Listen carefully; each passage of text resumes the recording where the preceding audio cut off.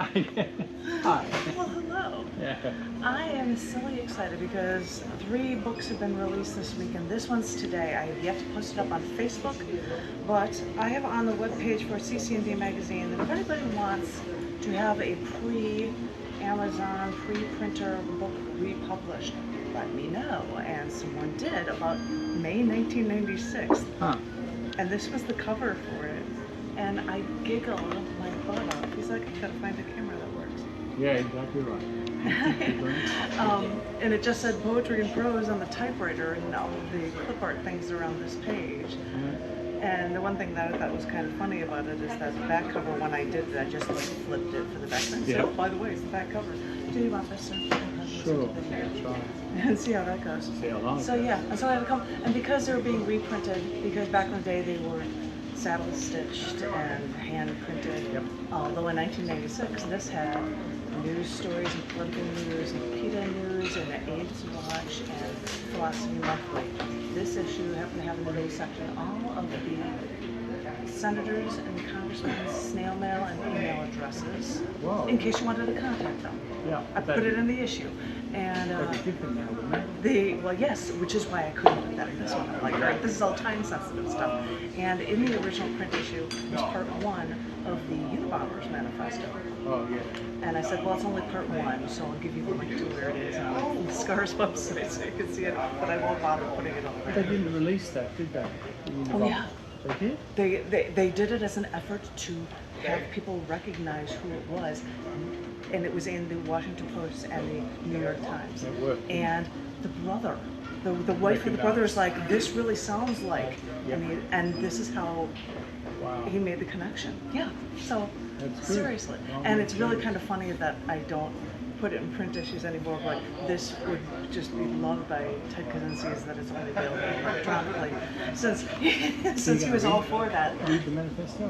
Well, I don't have it in here. All right. I don't, although you can find it online. But in the back of this section, and I had to get rid of ads and things that were in the original issue. So in the back of this was an insert of poetry of a little chapbook collection. So I'm just going to read the poems that are in this. I have no idea the theme, so we'll see how it goes. This first one's called Apathy. I guess you know what you're in for. That's fine. The crowds are screaming. One side of the stadium in orange and blue, the other side in red and white. Thousands upon thousands standing, cheering, doing the wave, screaming for their favorite team. Customer Bentley, your offer is ready at the buy counter. Bentley. Pom-poms were waving. So were flags, banners. Not one person was silent. Except for one. He sat between the roaring crowds, his gray shirt spilled with beer from the overzealous people next to him. He didn't care. He just sat there, wondering why these people enjoyed this so much. Apathy. Yeah. This one is called Hard of Hearing. What? After Barbara finished a joke, everyone laughed. Even her brothers, Dave and Brian, who never seemed to give her credit for anything she said. But then she turned to her father, who sat there, cold and motionless. His arms were crossed. His head was pushed down into his shoulders. His furrowed brows framed his eyes, which seemed to stare at her in contempt. Maybe he didn't hear you, Barb, Dave finally mumbled. You know he's hard of hearing. Which tells you something about the family, I guess. This one is called Getaway. His wife told him that he had to go on vacation, that he was trying to do too much work, and that it was taking a toll on him, and that he was letting, then he was leaving Wall Street. He just put too much stress on him, and there he was, neglecting his family, that he probably just needed a break. Besides, he had time coming to him from work, and he deserved it. So the two of them went off on a little vacation to an island where there was nothing to do. There were no televisions, there were no telephones, there was no civilization. The perfect getaway from the bad hustle and bustle of everyday life, the brochure said. And it was. And then he sat on the beach, just a few feet from the outdoor bar they got their margaritas from. It was quiet. His wife glowed in the light of the setting sun. He thought of Wall Street and the work that he had to do. He thought of what he had put off just to go on this vacation. What about the Erickson account? Will the other clients notice he's gone? Will the company be able to get along without him? Probably not. And he had to sit there without television or even a fax machine. He sat there, turning his head, looking for signs of life as he knew it. He barely spoke to his wife the entire time they were on vacation. He couldn't think of anything to say. All he could think of was work and the problems that would probably arise because of his absence. They finally left the resort.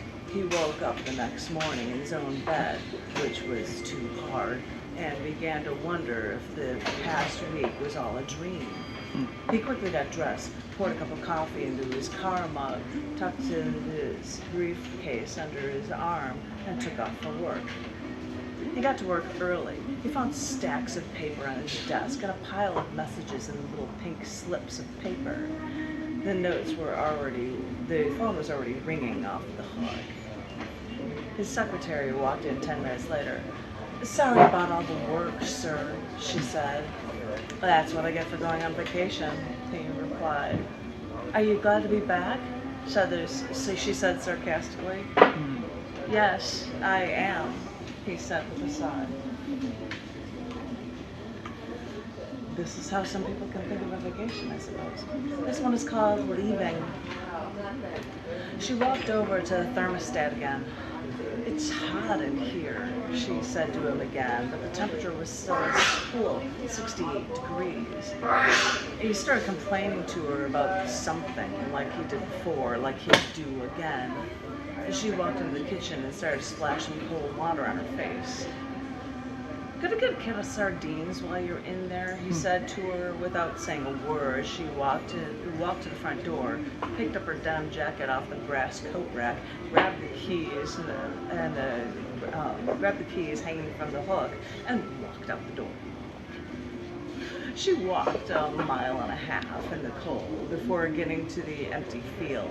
Late November brought the first snow, and bits of ice clung to the ground into the early December night.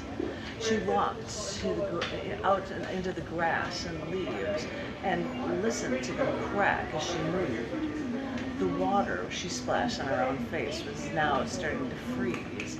Her ears, her nose, the skin on her hands and cheeks were turning red, then purple.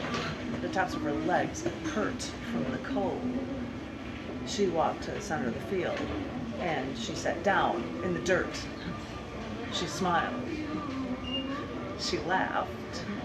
She watched the moisture from her breath freeze as soon as it left her lips. She hurt from the cold, and she laughed. Did she go back or she was That's Oh, that's good. You don't know? No, that's good. You don't know? Hang You on don't the know? That's the end. suspenders. And these are all different themes. This one's called Meant to Be. Every day for 2 years, she thought of him. Every day for 2 years, she woke up thinking he was next to her. Every day, she would open her eyes. She would find nothing. One day, he knocked on the door.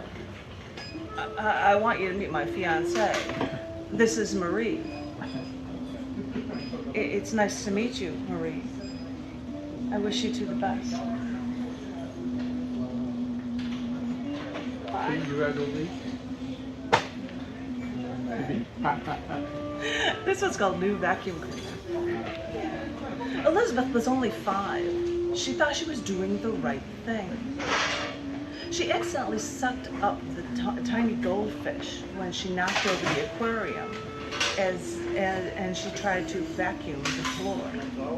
She was going to surprise Mom and Dad with clean carpet, but now it's covered with aquarium rocks, shattered glass, and fish water. But she had to try to save the fish before she could clean up all this mess. So she poured some water into the vacuum cleaner to try to give the poor fish something to breathe in. So Mom and Dad had to get a new carpet, a new aquarium, and a new vacuum cleaner. Yeah. She's trying to do the right thing. Of course. This one is called Over My Skin with Such Ease. The satin sheets were stained with blood. Her face brushed up against the pillow. The satin cut into her face as she tried to relax, to stifle the tears. He walked out of the room. I always loved spring, she said as she leaned over toward the flower bed. There was no smell. I have to tell you something, he said. She didn't listen to him. She crouched and she touched the daffodils to bring them closer to her. The stem sliced her palm. The deep red blood thickened as it trickled down her wrist. She looked up. He was gone. The tears burned into her skin. The acid left behind a trail of scars whenever it traced her jawline. The memories flooded her mind every day, every hour, every minute, every second, every moment. The alcohol didn't help anymore. She turned toward the kitchen, went to the far right drawer, shuffled through the forks, soup spoons, butter knives, found a knife with a sharp enough edge, not to kill, but only to hurt. She put the knife to her wrist. She wanted to take the memories out any way she could. She took the tip of the blade, ran it along the inside of her wrist. As the blood began to trickle from the cut, she put the knife down and ran the fingers along the cut. The blood, like silk, glided over my skin with such ease. It started with the metaphor of cutting a flower in blood. Yeah. Which it sounded like. I'm sorry, this next one's called Sadness. Sunrise is the next one, so Sadness is first. Okay. Sorry, I'm just bracing you. I'm bracing you. Sadness. She looked down at the little kittens in the box. Her neighbor was trying to give them away. Why did she have to go knock at the door now? Why did she have to come now? Her husband might get upset if she talks to her neighbor too long. Something might give him away. The neighbors kept pushing the box under her nose to try to make her look at them. If you look at them for just once, her neighbors was just saying, you won't be able to resist them. She finally opened her eyes and looked down at the box. There were 4 gray kittens and 1 white one. She looked at the white kitten. It wasn't just white, but it was stark white, as if it had never been touched by the outer world. Suddenly, she imagined that the kitten grew and jumped out of that box into the air, landing on her face and tearing at her flesh. She imagined the bright white fur turning a dirty, deeper red as the silence was broken by her screaming. She closed her eyes, then opened them. The red in her eyes contrasted with the paleness of her skin. A bead of sweat ran down her face. No, thank you. I can't have them around. I'm sorry. We'll see how Sunrise goes. Yeah. I don't know these. We'll see how they go. This one's called Sunrise.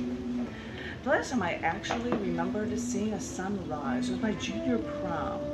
I was in a car giving a ride home, and all I could think was that the sun was in my eyes. My dress was uncomfortable, and I wanted to go to sleep. But this was different.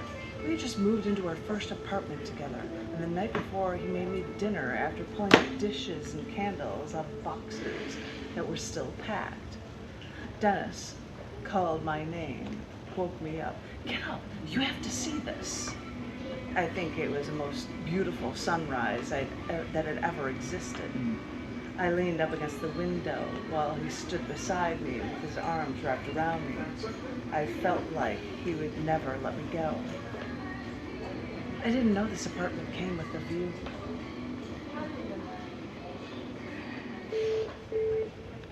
And Attention half price book customers. yes. Harold, we have your offers by your I don't know these ones, so there are a few up to. This one's called To Be Different. Everyone was mulling around, making small talk, laughing, having fun, doing all the things that people are supposed to do at a well-executed party. It was his birthday, and there was a ring of people around him. He was glowing with delight. She looked up at him from across the room and realized that he might have loved her, but he knew nothing about her. She looked on at her dress. It was a strapless red satin dress with sequins bordering the top and bottom. She suddenly wanted to be wearing her flannel and long underwear, sitting by herself with a book or a newspaper or her thoughts. She just wanted things to be different. Yeah. Trying so hard. I've got 3 more for you. This one is called Surprise. And should I rearrange these? No. Well, no, because the ending one is the sad one, so I'm going to go with Surprise. Okay. This one's called Surprise. He woke up at the cold room, just as he had done so many days before. The room looked like a hospital room, but that is what you'd expect in a retirement home such as this one. He got up, swinging his legs to the ground where his slippers were poised, waiting for him. His roommate was still alive. So was everyone else. The nurses were bringing trays of food for the patients who couldn't leave their beds. They did this every morning at 6:45. He walked down the hall to get a copy of the paper. The news looked the same. He went back to his room and sat down in his bed. Everything was the same. And he was surprised. Yeah. I'm going to do the really short one at the end, which is a sad one, and then I'll do the second to last one. I have no idea what the second to last one is. This is a short one called Reason to Stand. The dying, weeping willow looked like a thin, frail old man trying to stand in the wind when he cannot find a reason to stand. This last one, I have no idea what it's like. I do like the brevity of The brevity of Customer David, your offer Then I is should have saved it ready for at the the end. counter. Bailiff. This one is, the last one's called Where to Go. It was almost sunset, and there was no one on the beach.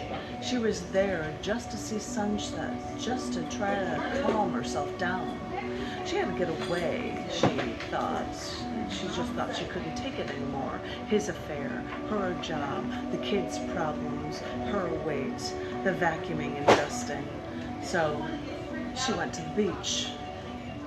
The waves gently lapped along the sandy shore, turning golden in color as the sun's rays darkened into a deeper and deeper red, into purple, into blue. A light breeze moved her hair like fingers running to the back of her head. An occasional seagull flew along the shore. There was no one in sight. She sat there, momentarily at peace. The breeze started to feel stronger and stronger, and she had to close her eyelids from the burn of the wind and the sand. The sand ripped into her arms like tiny needles, piercing her skin. The waves grew higher and higher until they sounded like they were about to land right on top of her. She finally opened her eyes. Her burning eyes saw that the waves were still only lapping on the shore. The sand had not moved. There was no breeze. She stood up. She couldn't take it anymore. So she took off her shoes and she sprinted away. Now I'm going to sprint away. Okay.